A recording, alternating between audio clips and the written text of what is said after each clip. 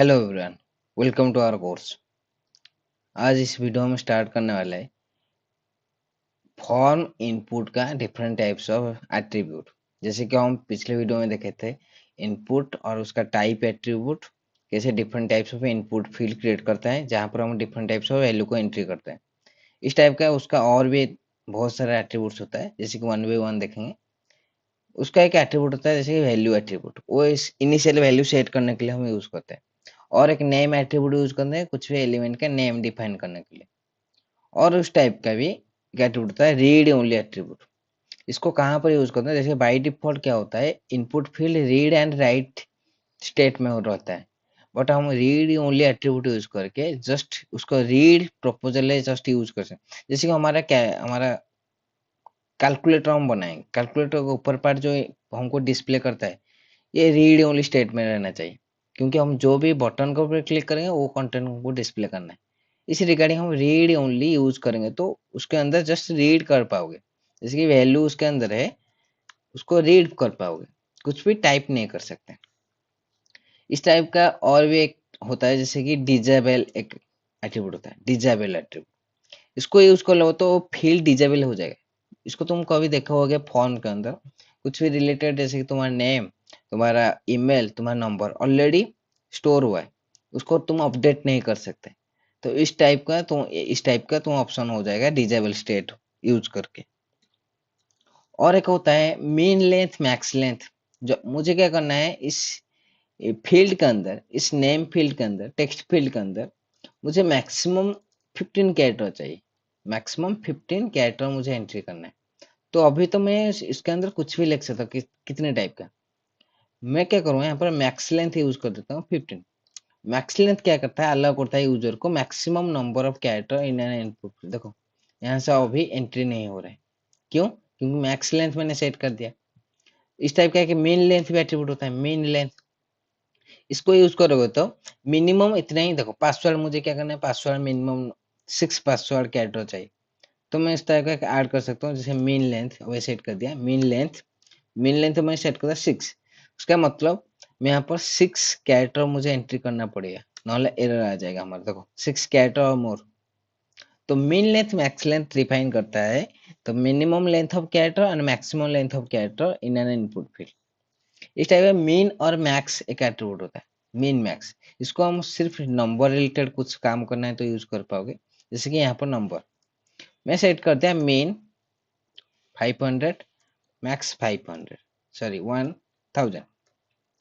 तो अब क्या होगा, इस मेन मैक्स के अंदर मैं क्या करता हूँ, एक मिनिमम रेंज से मैक्सिमम रेंज के वैल्यू सेट कर दिया।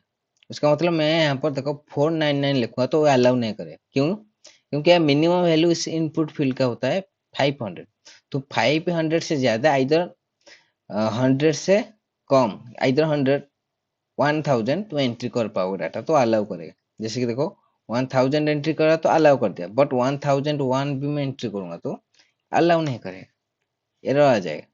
तो मेन मैक्स सेट कर पाओगे इस टाइप का नंबर रिलेटेड काम करने के लिए। और भी देखो डेट टाइम में तो कहा, जैसे कि तुम्हारा मिनिमम डेट एक ही, देखो तुम रजिस्ट्रेशन कभी किए होगे, यहाँ से एज लिमिट होता है, यहाँ से लेकर डेट, मिनिमम डेट से मैक्सिमम डेट तक चूज करो। तो यहाँ पर डेट तुम मेन सेट कर पाओगे, जैसे कि मेन मैं सेट कर दिया 2000 जनवरी 15 से लेकर मैक्स 2004 मार्च 15 तक। इस डेट में जितना के एज लिमिट होगा वो सिलेक्ट कर पाओगे डेट। देखो मैं अभी क्लिक करता हूँ, देखो मैक्सिमम कितना है 2004।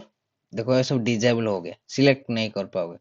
मिनिमम क्या होगा, देखो 2000 जनवरी 15। तो मेन मैक्स सेट करके हम इस टाइप का तो मिनिमम वैल्यू और मैक्सिमम वैल्यू सेट कर सकते हो। और क्या होता है, और देखो उसका एक स्टेप एट्रीब्यूट होता है। स्टेप स्टेप कहाँ पर यूज करेंगे, जैसे कि अभी यहाँ पर नहीं, नंबर रिलेटेड काम करने के लिए। जैसे कि यहाँ पर मैं स्टेप यूज कर देता हूँ, step 70।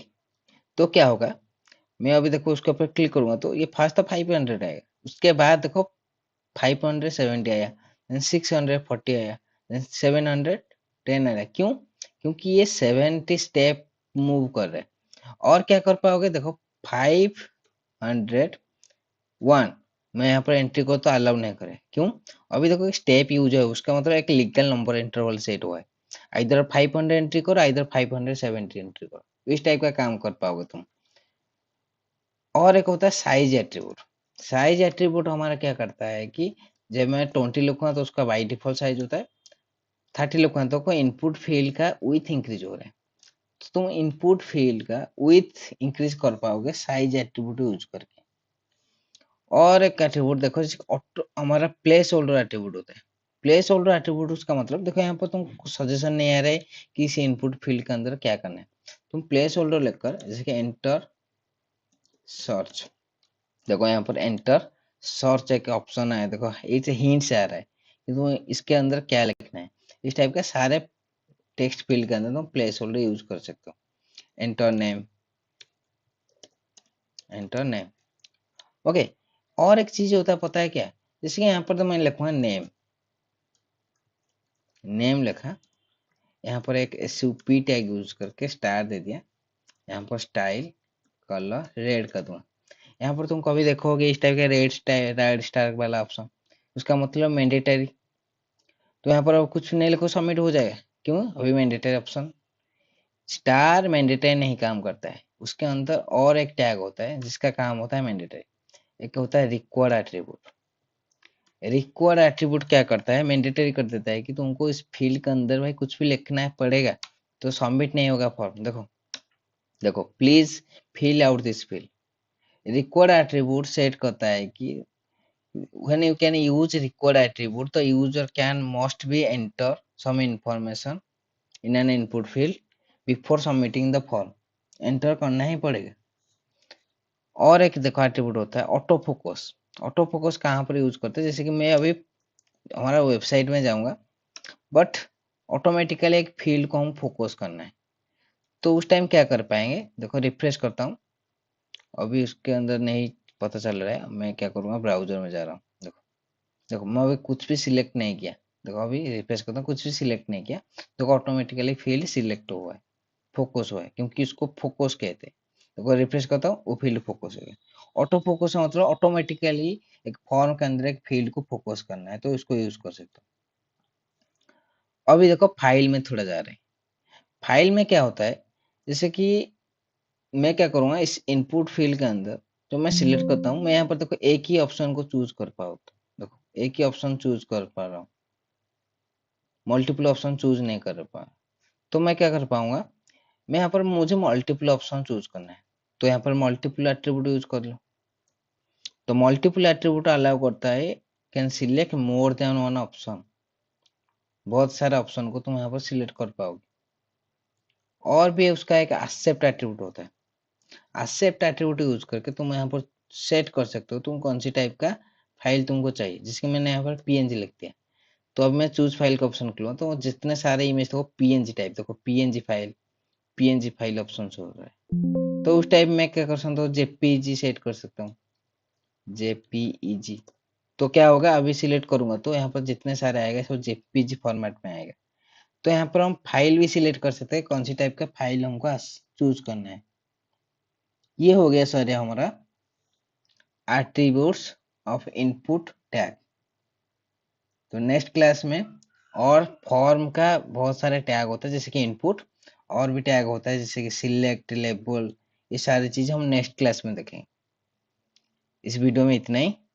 Thank you so for watching.